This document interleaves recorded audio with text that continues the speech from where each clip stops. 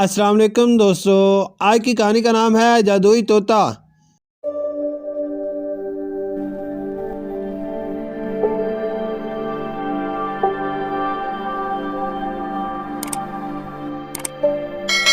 کسی گاؤں میں ایک لڑکا اپنی ماں کے ساتھ رہتا تھا۔ لڑکا محنت مزدوری کر کے گزر بسر کرتا تھا۔ والد کا انتقال ہو چکا تھا۔ لڑکے کو جانور پالنے کا بہت شوق تھا۔ ایک دن لڑکا چھت پر بیٹھا ہوا تھا کہ اچانک اس کو ایک طوطا نظر آیا۔ اس نے اس طوطے کی طرف دیکھا تو وہ اس کے قریب آ گیا جیسے وہ اس سے دوستی کرنا چاہتا ہو۔ اس نے طوطے کو آسانی سے پکڑ کر پنجرے میں محفوظ کر لیا۔ اگلے دن جب لڑکا کام پر جا رہا تھا تو اس نے سنا کہ بادشاہ کی بیٹی پر کسی نے جادو کر دیا ہے اور وہ بہت بیمار ہے۔ ایک جادوگر کو علاج کے لیے بلایا گیا تو اس نے بتایا کہ اس کا جادوئی طوطا اڑ گیا ہے، وہ مل جائے تو اس کے ذریعے شہزادی کی جان بچ سکتی ہے۔ بادشاہ نے اس طوطے کو پکڑنے والے کے لیے منہ مانگے انعام کا اعلان کر دیا اور یہ بھی بتا دیا کہ وہ طوطا صرف دن کی روشنی میں نظر آتا ہے۔ لڑکا کام سے فارغ ہو کر گھر گیا تو رات ہو چکی تھی۔ جب وہ کھانا کھا کر